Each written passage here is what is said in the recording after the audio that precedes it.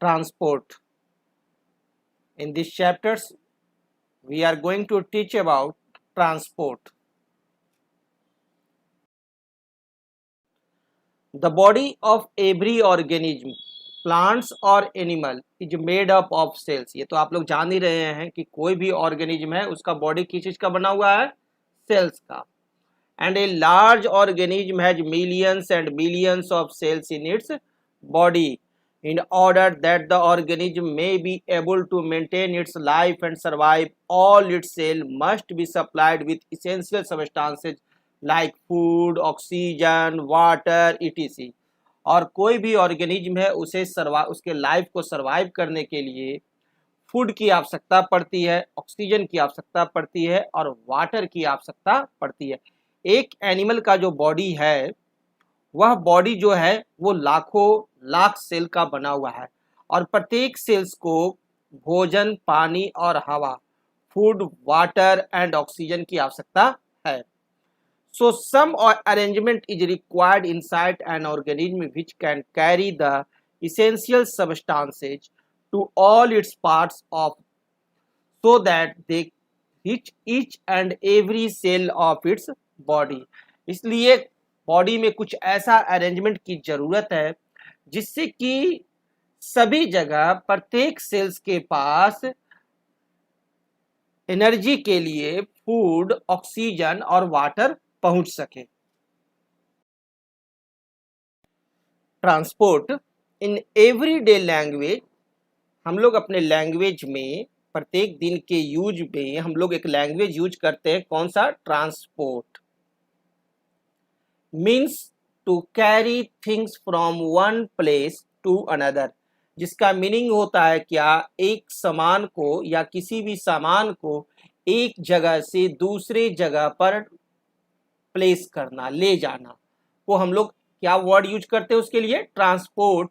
To carry things from one place to another. जैसे हम लोग कहते हैं कि मेरा ये जो सामान है इसे आप पार्सल करवा दो दिल्ली, है ना, पटना टू दिल्ली या दिल्ली टू कलकत्ता, है ना, तो ये ट्रांसपोर्ट होता है. इसे क्या कहते हैं? ट्रांसपोर्ट करना.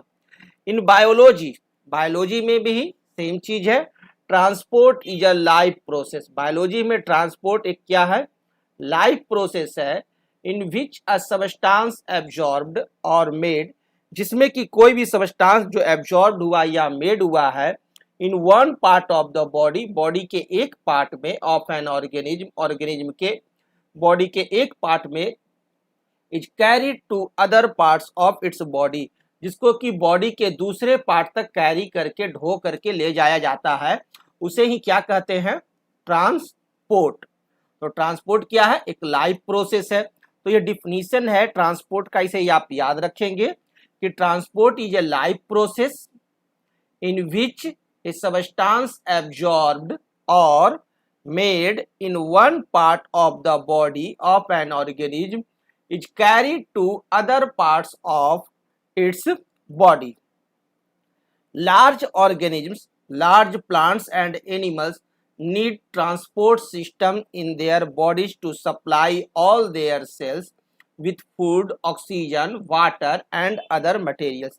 जितने भी आप अपनी आंखों से प्लांट्स और एनिमल्स को देख रहे हैं वो सब लार्ज प्लांट्स एंड एनिमल्स में आ रहे हैं और उन सभी को एक ट्रांसपोर्ट सिस्टम की जरूरत है जिसकी मदद से हम लोग जो भी फूड है, ऑक्सीजन है, वाटर है और भी मटेरियल्स है उन सभी को बॉडी के सारे सेल्स के पास पहुंचा सके. In fact, special tissues and organs are needed for the transport of substances in plants and animals because these tissues and organs can pick up the essential substances like food, oxygen, water, etc. at one end of their body and carry them to all other parts. वास्तव में हमारे शरीर में एक special tissues है, कुछ special tissues और organs हैं जो कि ट्रांसपोर्ट के कार्य को करते हैं.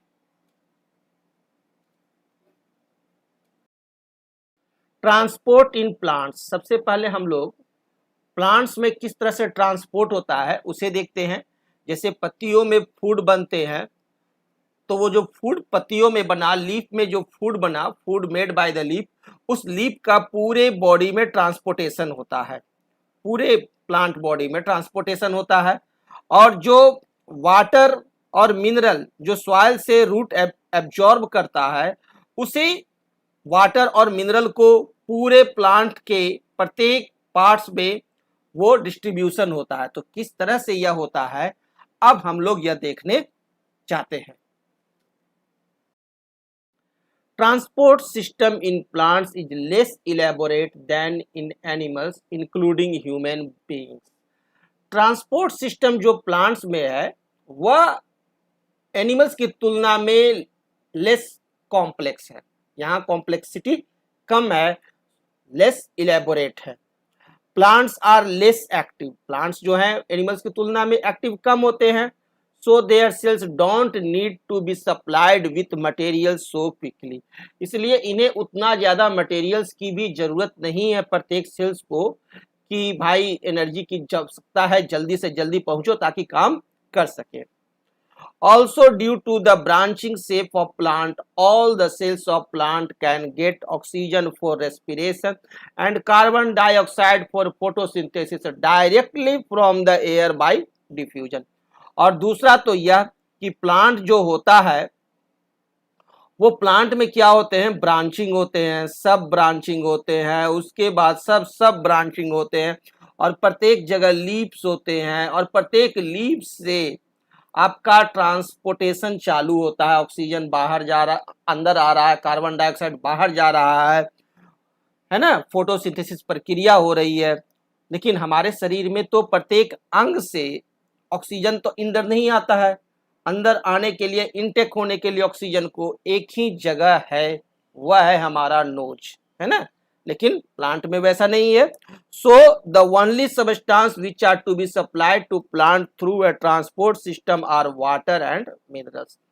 सिर्फ वाटर और मिनरल्स को ही ट्रांसपोर्टेशन के लिए प्लांट को चिंता होती है, नहीं तो फूड तो उसके हर एक पार्ट्स में बनते रहते हैं। Which they can't get from the air, जो कि एयर से प्राप्त नहीं होते हैं, वाटर और minerals. Another job of the transport system of plant is to transport food prepared in the leaves to various parts of the plants like stems, roots, etc. और दूसरा प्लांट्स में काम किया जो फूड बना है, उस फूड को जो लीव में बना उसको प्लांट्स के दूसरे पार्ट्स में पहुंचाया जा सके।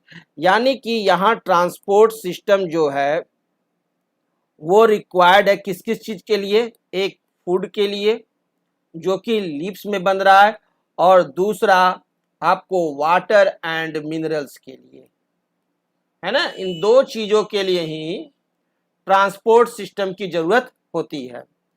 The plants have two types of conducting tissues called xylem and phloem, और इसके लिए प्लांट्स में दो तरह का कंडक्टिंग टिश्यू होता है। इसे क्या कहते हैं, कंडक्टिंग टिश्यू। जो ट्रांसपोर्टेशन में भाग लेता है उसे क्या कहते हैं, कंडक्टिंग टिश्यू। और फूड का ट्रांसपोर्टेशन कौन करता है, तो वो करता है फ्लोएम, है ना। फूड का कौन करता है, फ्लोएम। फ्लोएम जो लिखाता है वो पी से शुरू होता है। अब पी का ये बीच वाला गायब कर दीजिए तो ये एफ की तरह हो जाता है ना, इसी एफ को ऐसे बंद कर दीजिए तो पी हो जाता है, यानी फूड से फ्लोएम, है ना। और सेकंड है हमारा वाटर एंड मिनरल, जो है वो आपका जाइलम से होता है। जाइलम के कंडक्टिंग टिश्यूज के द्वारा इसका ट्रांसपोर्टेशन होता है। Xylem tissues carry water and minerals whereas phloem tissues carry the food prepared by the plants. Xylem tissues का काम क्या है, वाटर और मिनरल्स का ट्रांसपोर्टेशन करना, और वहीं फ्लोएम टिश्यू का क्या कार्य है, फूड का ट्रांसपोर्टेशन करवाना। The plants have two transport system। Plants के पास दो ही ट्रांसपोर्ट सिस्टम होते हैं। फर्स्ट होते हैं जाइलम एंड सेकंड होते हैं phloem. Xylem which carries water and root minerals. Xylem का कार्य क्या है, वाटर और रूट मिनरल्स का ट्रांसपोर्टेशन कराना। Phloem which carries the food material which the plant makes. Phloem also carries the hormones made by the plants in their root and shoot tips. और phloem का एक और इम्पॉर्टेंट रोल है क्या कि root और शूट के जो टिप होते हैं, root tip and shoot tip पर जो हार्मोन्स बनते हैं उसको कैरी करवाना, यह भी कार्य जो है वो कौन करता है, तो फ्लोएम ही हार्मोन को कैरी करवाता है, ट्रांसपोर्ट करवाता है। The transport of materials in A plant can be divided into two parts. First, transport of water and minerals in the plant. हम लोग जो transport of materials in plant पढ़ेंगे तो उसे दो भाग में डिवाइड कर दिए। पहला एक अलग भाग पढ़ेंगे transport and minerals in the plant, और उसको पढ़ लेने के बाद फिर हम लोग पढ़ेंगे second, transport of food and other substances like hormones in the plants. और फिर देखेंगे कि फूड और अदर सबस्टांसेज जैसे कि हार्मोन का ट्रांसपोर्टेशन प्लांट्स में किसके द्वारा और किस तरह से होता है।